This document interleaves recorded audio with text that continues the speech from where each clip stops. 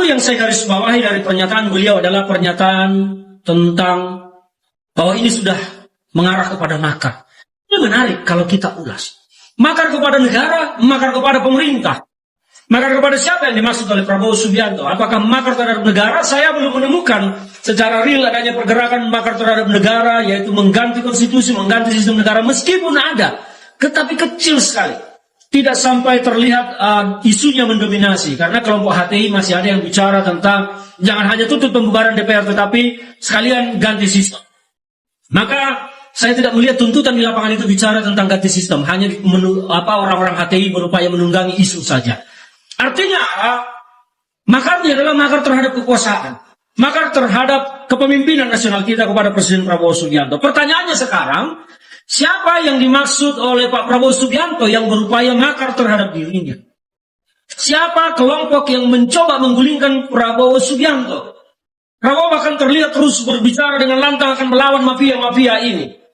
Dalam monolog saya sebelum-sebelumnya, saya telah membahas kemana larinya para backing tambang ilegal, para bandar judol, dan para pemilik lahan ilegal yang sekarang dikuasai.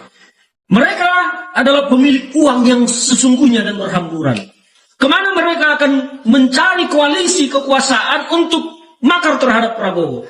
Karena para pengusaha jahat ini tidak mungkin bisa melakukan kudeta atau makar kepada Prabowo tanpa menunggangi kekuatan yang berada di kekuasaan. Saya pernah mengulasnya di monolog saya sebelumnya sekitar 2 mingguan lalu tentang ini. Mereka akan mencari koalisi untuk berupaya menjatuhkan Prabowo supaya mereka tidak terganggu. Nah, siapa yang akan mereka ajak berkoalisi atau setidaknya ditunggangi? Ya tentu yang berada di lingkaran kekuasaan dan kelompok yang berpotensi bisa mengambil alih kekuasaan dari presiden yang sah. Siapa mereka? Ini yang harus kita urai. Ada beberapa kelompok yang mungkin berpotensi bisa mengambil alih itu, tetapi kelompoknya hanya sedikit. Tidak lebih dari 2 kelompok yang bisa mengambil kekuasaan ini. Yang pertama, kelompok wakil presiden. Yang kedua, kelompok militer. Kelompok militer hampir tidak mungkin akan melakukan makar kudeta terhadap Prabowo Subianto, karena Prabowo Subianto adalah Jenderal TNI bintang 4, mantan Menteri Pertahanan, yang tidak mungkin akan digulingkan oleh jajarannya di Korps TNI. Hierarki dan komando di kalangan TNI ini sangat kuat. Solidaritas korps sangat kuat. Maka TNI hampir tidak mungkin melakukan makar terhadap Prabowo Subianto. Nah, kelompok yang mana? Apakah kelompoknya wakil presiden? Kalau kita melihat kelompok wakil presiden ini adalah kelompok yang potensi besar menjadi presiden ketika presiden jatuh. Presiden terguling, maka wakil presiden akan naik secara konstitusi. Nah, kalau menjatuhkan Prabowo Subianto tidak mungkin dilakukan TNI, maka kemungkinan yang bisa melakukan itu adalah kelompoknya wakil presiden. Nah, persoalannya apakah benar para mafia-mafia ini seperti mafia migas yang sekarang buron, terus mafia-mafia tambang ilegal, mafia lahan ilegal, mafia judi, mafia perdagangan orang, apakah mereka telah berkoalisi dengan kelompoknya wakil presiden? Kita tidak tahu, tetapi kalau kita menganalisis, justru ini adalah peluang yang paling mungkin terjadi. Mereka mencari koalisi kekuasaan, terlebih mereka-mereka ini kan mafia-mafia judol, mafia lahan ilegal, mafia tambang, mafia TPPO, perdagangan orang. Semuanya nyaman, tidak terganggu di zaman Jokowi. Maka mereka tentu akan ingin kembali kepada masa-masa kenyamanan itu. Nah, inilah analisisnya. Maka saya mengatakan yang paling berpotensi untuk melakukan makar seperti yang disampaikan. Halo teman-teman, kembali lagi bersama saya di channel ini. Teman-teman, kita telah menyaksikan sebuah cuplikan video yang dimana teman-teman Ferdinand ya dia terang-terangan untuk membongkar ya permainan dari Fufu Fafa. Nah, tentu dalam hal ini teman-teman kita melihat bagaimana ya yang disampaikan oleh Bapak Presiden Republik Indonesia Bapak Prabowo Subianto menyampaikan bahwa ada orang di balik ini semua. Nah, apakah ini semua adalah permainan dari Fufu Fafa? Apakah dari ini semua dari geng Solo? Nah, tentu dalam hal ini teman-teman kita melihat bagaimana tanggapan yang masyarakat Indonesia dalam kolom komentar. Kita melihat teman-teman, kita bacakan bersama. Ayo rakyat Indonesia setuju kembalikan ya Undang-Undang 45 dalam partai dibatasi paling banyak 5 partai saja. Nah, artinya teman-teman dalam hal ini ya masyarakat Indonesia ya ingin sekali ya partai-partai di Indonesia dikurangi, teman-teman. Nah, dikatakan lagi teman-teman, siapa yang mau bakar? Kalau sudah tahu tangkap aja Pak, jangan omong-omong saja. Ya, yang telah disampaikan oleh Bapak Prabowo ini teman-teman menuai kontroversi dari kalangan masyarakat Indonesia yang mencurigakan sebuah ya orang di balik ini semua. Nah, tentu dalam hal ini teman-teman kita melihat bagaimana belak-belakan ya Ferdinand ini membongkar semuanya ya supaya tidak ada yang disembunyikan dalam permainan ini. Nah, teman-teman dikatakan di sini bahwa emang semua ini rusaknya karena Kodok dan Menteri Sri Mulyani itu mundur ganti. Nah, tentu dalam hal ini teman-teman kalau kita melihat ya bagaimana saat ini negara Republik Indonesia yang beberapa hari kemarin terjadi demo yang sangat mengerikan teman-teman dan juga menakutkan teman-teman. Karena kenapa? Karena juga ada korban jiwa di dalamnya.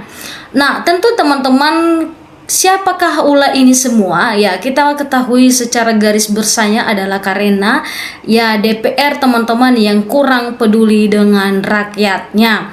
Nah, kalau kita melihat bagaimana ya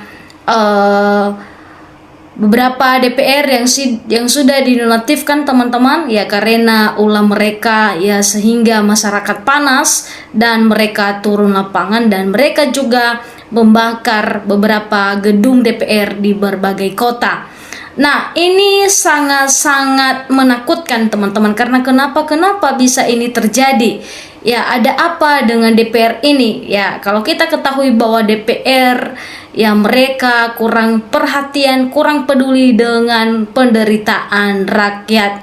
Karena kita ketahui bahwa teman-teman ya rakyat bisa aja ya belum tentu mereka makan dalam sehari untuk mencari nafkah. Sedangkan DPR mereka joget-joget dan bahkan mereka juga ya dinaikkan tunjangannya bahkan gajinya per hari 3 juta. Nah, teman-teman dalam hal ini kalau kita melihat bagaimana juga ya pemandangan yang kita melihat ya tanggapan dari berbagai pihak dan ini semua dibongkar oleh Ferdinand.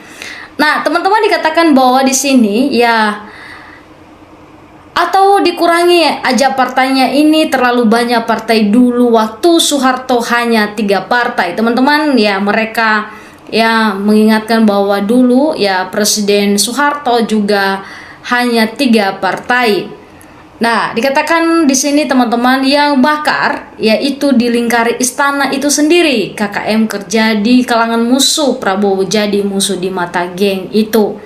Nah, teman-teman kalau kita ketahui bahwa bagaimana reaksi Pak Jokowi, reaksi Pak Prabowo ketika tahu ini semua nanti ulahnya dari geng Fufufafa, dari geng Solo, maka ia sangat marah teman-teman. Ya pasti dia kecewa dengan ulah ini semua dan mulai juga dibongkar. Dikatakan di situ teman-teman, Prabowo segera bersihkan kabinet titipan Jokowi ya dan segera Purnawirawan segera desak makzulkan Gibran sebelum terlambat. Nah, teman-teman kalau kita melihat bagaimana kondisi ya kabinet sekarang Bapak Prabowo Subianto ya sangat-sangat diperhatikan teman-teman karena orang-orang kepercayaannya tidak bisa dipercaya teman-teman ya. Kalau kita melihat ya apa yang mereka lakukan saat-saat ini teman-teman yang sangat-sangat juga bukan orang-orang yang memang serius dalam pekerjaannya.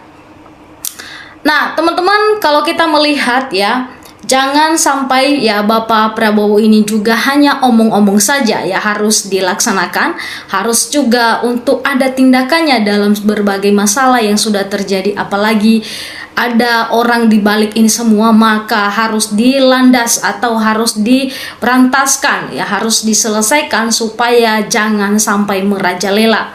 Nah, teman-teman dalam hal ini silakan memberikan komentar dan juga tanggapan Anda dalam cuplikan video ini ya, supaya teman-teman juga jangan sampai ketinggalan dengan channel ini. Teman-teman, sampai ketemu di channel selanjutnya.